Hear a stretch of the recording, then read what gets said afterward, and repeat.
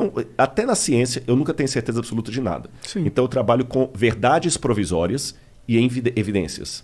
E dentro dessas verdades provisórias e evidências, eu vejo lógica para a historicidade bíblica, que, por sua vez, sustenta a mensagem que ela apresenta.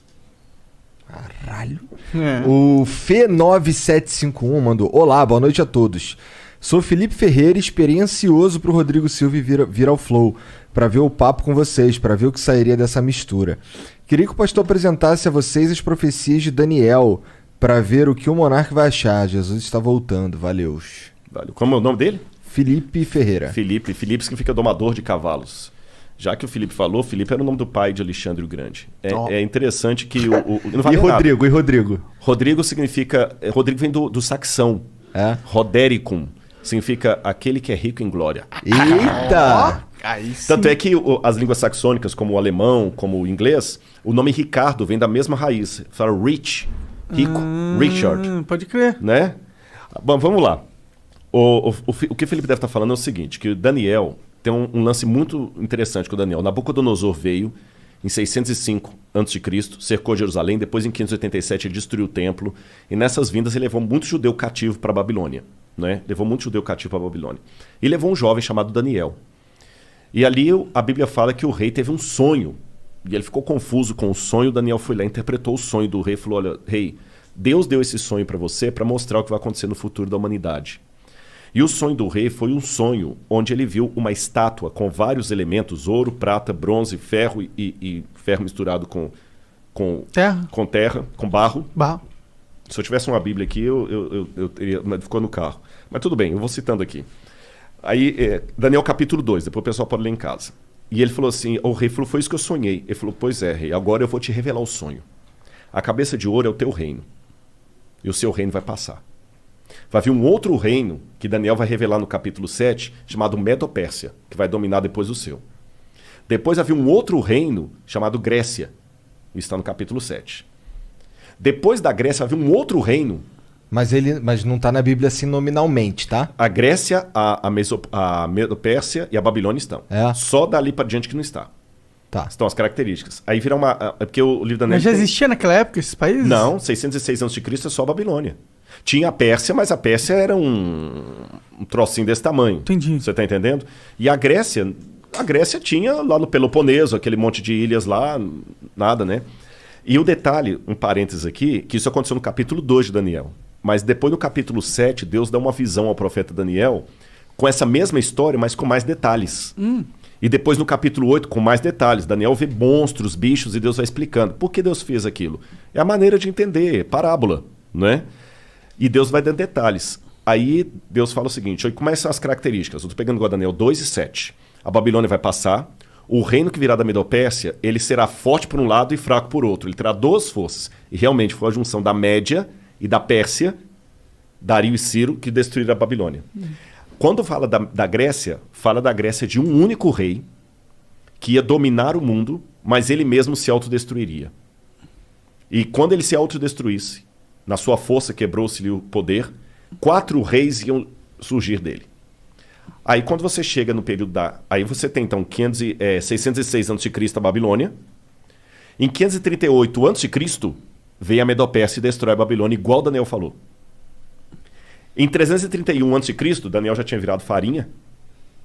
Vem o filho de Filipe, Alexandre o Grande, da Macedônia, e começa a fazer as conquistas gregas. Igual a profecia falou. Entendi. E Alexandre o Grande, ele só ia conquistando e não voltava, conquistando e não voltava. E como é que Alexandre morreu? Ele se autodestruiu praticamente, porque ele morreu em 323 a.C., com 33 anos de idade. Aí tem algumas versões, alguns acham que ele contraiu febre tifoide na Índia, outros acham que ele resolveu beber uma taça de vinho para cada ano da vida dele. Eu sei que na sua força ele se quebrou. O reino de Alexandre não foi dominado externamente por ninguém, ele mesmo morreu. E ele não deixou descendente, porque ele tinha um filho com Roxane que foi morto. E aí, o que aconteceu depois da morte de Alexandre? Lembra a profecia? Depois que esse rei se quebrar, vão vir 4 no lugar dele repartindo o reino. O reino de Alexandre é repartido entre seus 4 generais. Cassandro, Seleuco, Lisímaco e Ptolomeu. Igualzinho a profecia falou, e Daniel já tinha virado farinha aí. Daniel é 606, estou falando em 331 a.C., traz para frente. Aí falou que depois que esses 4 divisão se sugeria, aí viria um reino que dominaria todo mundo com mão de ferro. E ele duraria muito tempo. E vai falando das perversidades. Aí quando você pega quem substituiu ali depois dos 4 Diódoros de Alexandre, Roma. E fala detalhe por detalhe de Roma. Aí quando fala dos pés em ferro com barro, fala o seguinte: esse último reino será o último reino da Terra. Ele não será um reino mundial como os anteriores. Assim como ele tinha uma parte em ferro e uma parte em barro, esse reino será um reino dividido entre nações, onde ele terá, por um lado, a força do ferro, por outro lado, a fraqueza do barro. Durante muito tempo, essas nações tentarão se unir por acordos, contratos e casamentos. Mas assim como o ferro não se mistura com o barro, eles não se unirão. Aí quando você continua estudando a história geral, o que acontece em 476 d.C.? Cai o Império Ocidental Romano. E ele é dividido entre as tribos bárbaras que atacaram Roma e que viraram os países da Europa Ocidental hoje. Que durante toda a história da Europa ficou fazendo o quê?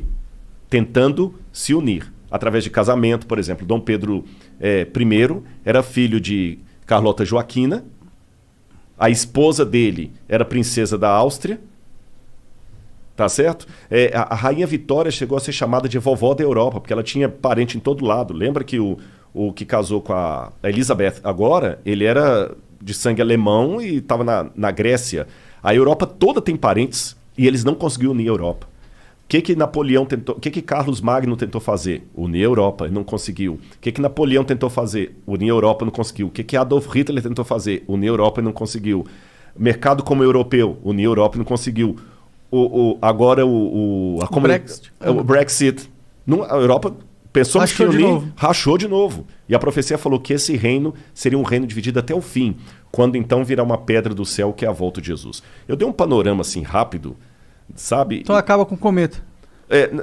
Aí é um símbolo da volta. Não é um asteroide. Fala que é uma pedra como se fosse tirada uma montanha. É um símbolo da intervenção divina na história. Entendi. Nos dias desses reis. Então, cara, é muita coisa coincidindo assim que você vai assim, mas aconteceu ao pé da letra. Isso é só um exemplo. A Bíblia está lotada de profecias. Não são profecias como música de Roberto Carlos quando você está na fossa. Qualquer uma conta a sua história. Você entendeu? Não tem música assim. Qualquer uma conta a sua história. Você tá lá, tomou um pontapé no traseiro da menina, parece que a música foi feita pra você. Sim, histórias que são arquétipas. Né? Não é o caso. Isso aqui é... Histórias que se repetem na humanidade. É muito legal. E eu vou fechar essa resposta aqui, que foi só uma pincelada que eu dei, né? Durante muito tempo, muitos pensavam que tudo de Daniel era um mito. Por exemplo, se você conversasse com um cético no século XVII, XVIII, até o início do século XIX, ele dizia assim... Daniel não foi o cara que leu umas paradas que foram escritas na parede com sangue? Foi o Belsazar, que era o rei da Babilônia. Eu vou falar dele na arqueologia. Olha que interessante. Segura que eu vou falar dele. Um cético até por volta de 1820 ia falar com você assim: livro de Daniel é todo mito, bobagem, nada disso aconteceu, porque a arqueologia não existiu Babilônia.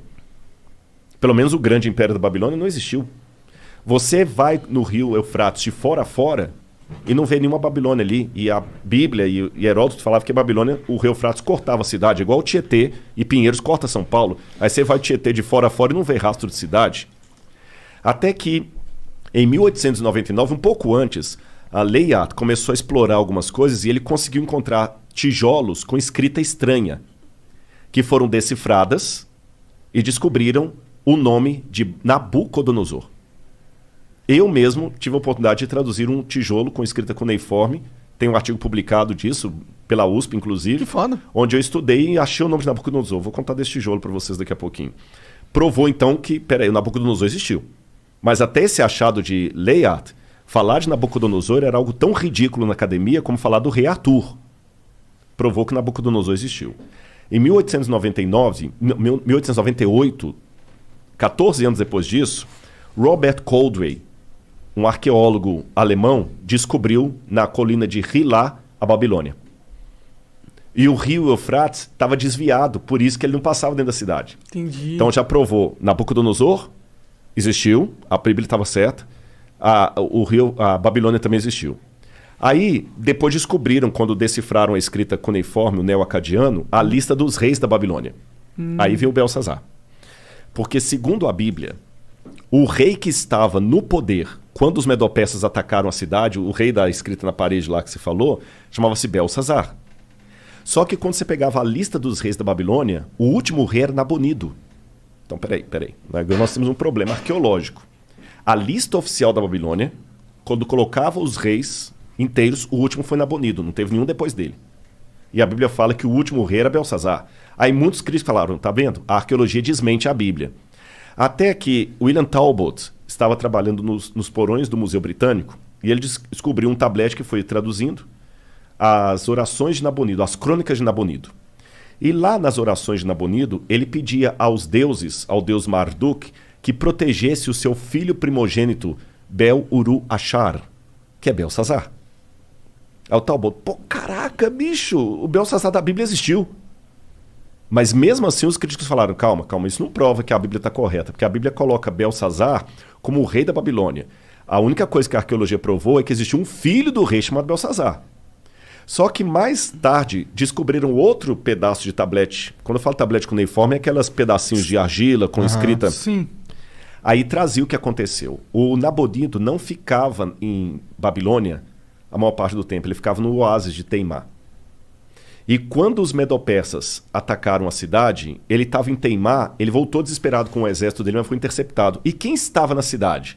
Ali diz que estava o filho dele, Bel-Uru-Achar, que assumia o trono na ausência do pai. Entendi. E que naquela noite o filho foi morto, como a Bíblia fala. Agora olha que detalhe. Quando você vai no livro de Daniel, no capítulo 5, que conta essa história, o rei no desespero, quando ele vê a escrita na parede lá, que é a sentença de morte dele, ele chama os sábios da Babilônia para decifrarem, inclusive o Daniel, o profeta. Uhum.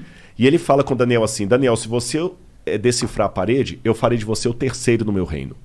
Está assim na Bíblia, farei de você o terceiro no meu reino. Agora faz sentido por que a Bíblia diz que ele prometeu o terceiro lugar. É porque ele mesmo é o segundo. É o segundo. Cara, então você vai pegando esses detalhes, é incrível, incrível. E quando eu traduzi, por exemplo, esse tijolo, que hoje está no Museu do NASP, eu sou o curador de um museu de arqueologia lá. Da hora. E eu fiz a datação com a USP, a gente datou o tijolo por termoluminescência. Porque eu fiz primeiro a tradução do acadiano, e eu achei o nome de Nabucodonosor e do pai dele, Nabopolassar. Eu traduzi a publicação, publiquei a tradução, e depois no IPEM, a gente foi fazer a datação ali com o Casimiro Munita. É aquele negócio, a gente cruza dados, contas. Eu não sou da área da química, mas aí a gente faz pares e publica artigo científico junto. Ah. Aí, quando fizemos a datação, a data da USP de termoluminescência deu 300 anos antes de Cristo para o tijolo, que eu traduzi. Da hora. Mas não foi da hora, sabe por quê? Não, porque Daniel era de 600 e pouco. 600. Eu tô com um hiato de 300 anos aí. Entendi. Aí eu, quebrando a cabeça, o Casimiro falou, não, Rodrigo, calma, não fica desesperado, não. Aí é a hora do cara explicar a área dele, que você não conhece. Aí o Casimiro me explicou assim, doutor Casimiro Munita, do IPEM. Ele falou assim, Rodrigo, a gente consegue, pela termoluminescência, datar a última queima da cerâmica. Então essa cerâmica pode ter 2.000 anos.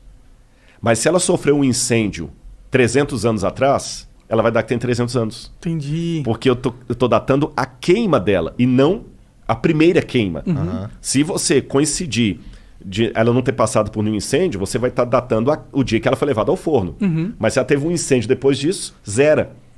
Eu falei, então bingo. Ele falou, não tem nada na história que mostre.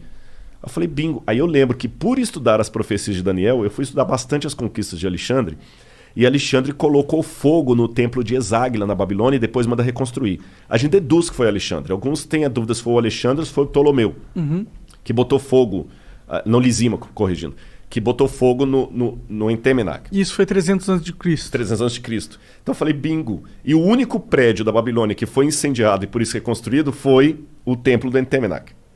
Você está entendendo? O único. Aí eu falei, então agora eu sei, a data que eu tenho é a data do incêndio da época de Alexandre. E agora eu sei, dentro da Babilônia, de onde veio esse tijolo. Dentro do templo. Aí eu fiquei emocionado, gente. Vou falar com vocês por quê. Porque aquela inscrição que eu traduzi era uma inscrição pública. É igual você tem na Flow, que estava na parede ali embaixo e tudo, é uma inscrição pública, né? E